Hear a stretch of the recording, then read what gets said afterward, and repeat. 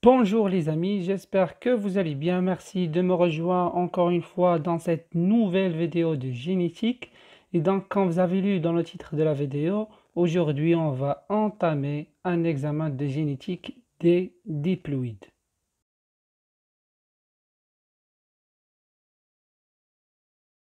Voici la version papier de l'examen qui contient deux parties, une partie haploïde et une partie diploïde. Et voici la version numérique que j'ai créée. Aujourd'hui, on va traiter seulement la partie diploïde, génétique des diploïdes. Alors, comme vous voyez, l'examen contient 7 questions directes. Et on commence à la barakatillah.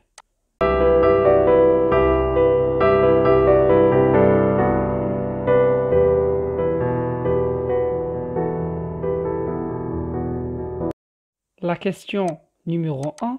Quelle est la différence entre pléiotropie et épistasie? Alors, pour répondre à cette question, je reviens à mon cours de génétique des diploïdes, bien précisément à la partie qui s'intéresse à l'étude des exceptions des lois de Mendel. Et je trouve 7 notes.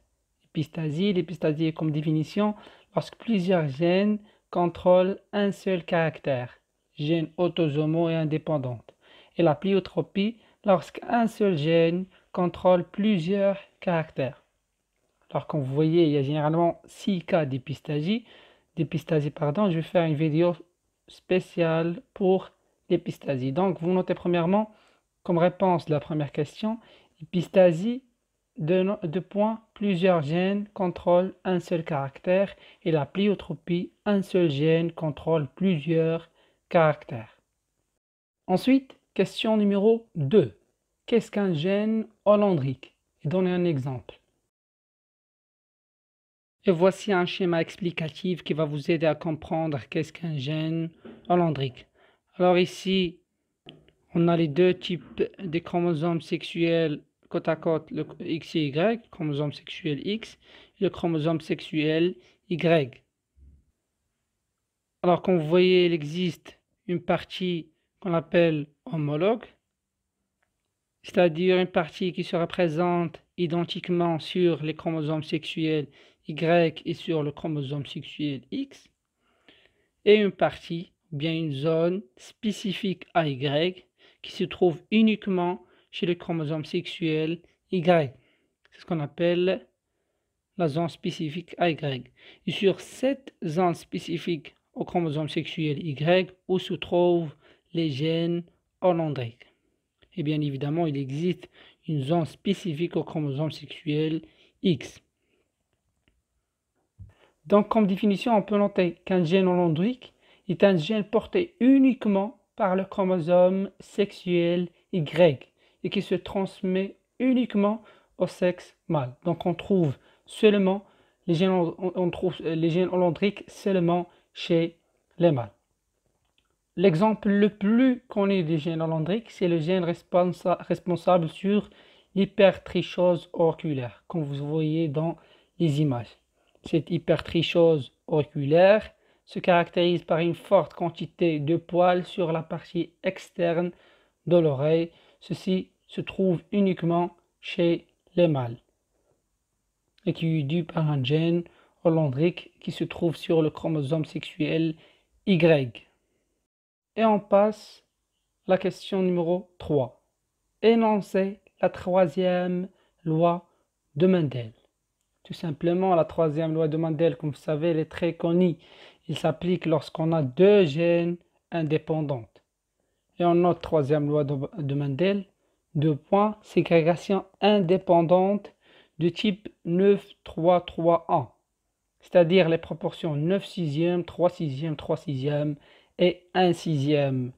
9 sixièmes pour les individus qui portent des phénotypes dominants, 3 sixièmes et 3 sixièmes pour les individus qui portent un phénotype dominant et un phénotype récessif, et 1 sixième pour les individus qui portent le phénotype doublement récessif, c'est-à-dire qui portent les deux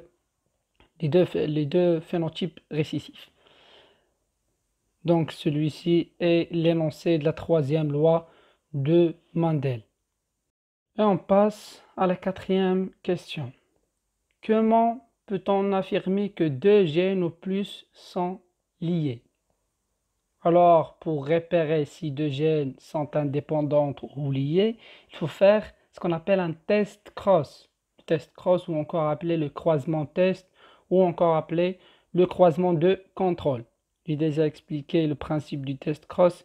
Ce qu'on fait croiser un individu double hétérozygote pour les deux gènes avec un individu homozygote pour les deux gènes.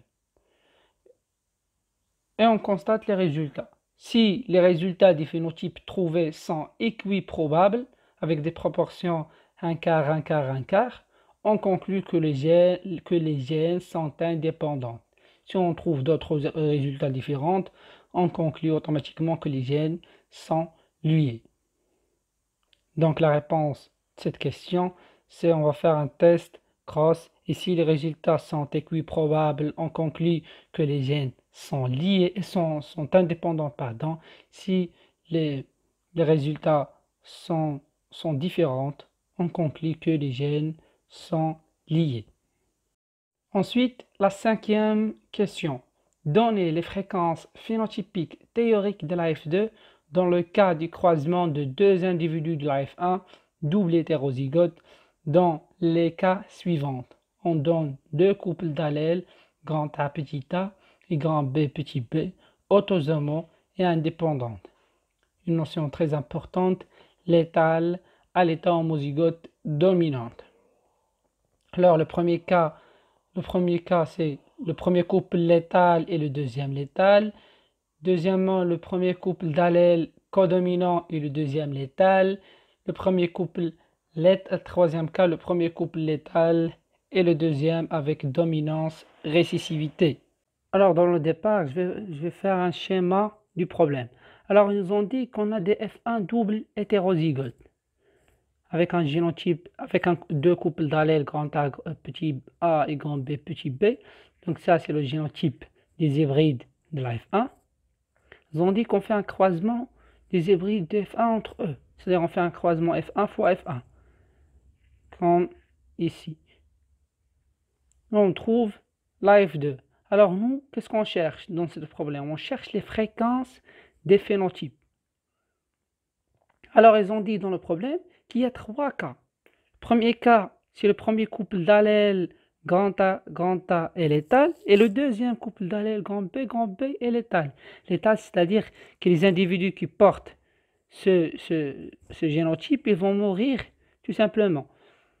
Et le deuxième cas où le premier couple d'allèles, il y aura une codominance, et le deuxième couple d'allèles grand B est létal.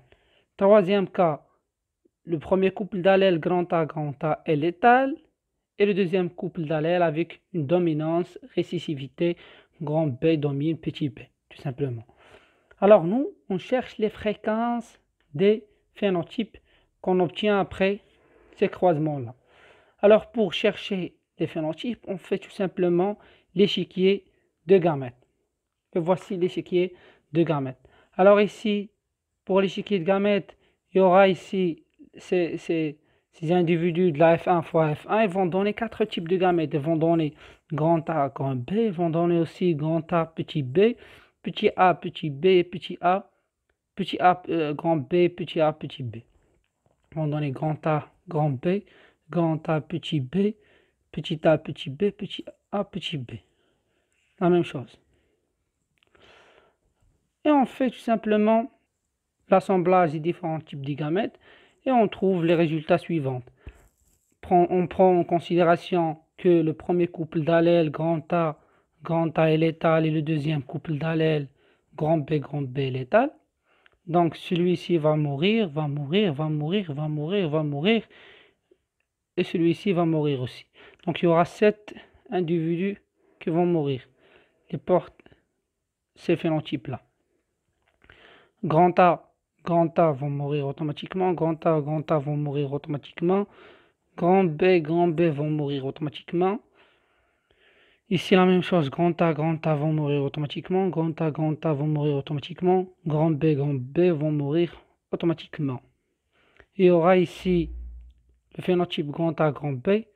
Ici, grand A, petit b, grand A, grand B, petit a, grand B, grand A, grand B, grand A, grand B, grand A, petit b, petit a, petit b, petit a, petit b. Ça, c'est le phénotype et voici les génotypes. Alors, les phénotypes qu'on a trouvés pour le grand A, grand B, le phénotype grand A, grand B, on a trouvé 4 parmi 9, 4 sur 9. Voici dans le tableau d'échiquier de gamètes où se représente 4 sur 9. Alors, grand A 1, grand A, grand B 1, 2, 3 et 4. Donc 4 parmi les 9. 1, 2, 3, 4, 5, 6, 7, 8, 9. Donc 1, 2, 3, 4 parmi 9. Pour le phénotype grand A, grand B, le phénotype grand A, petit b, il y aura 2 sur 9. Grand A, petit b, 1 et 2.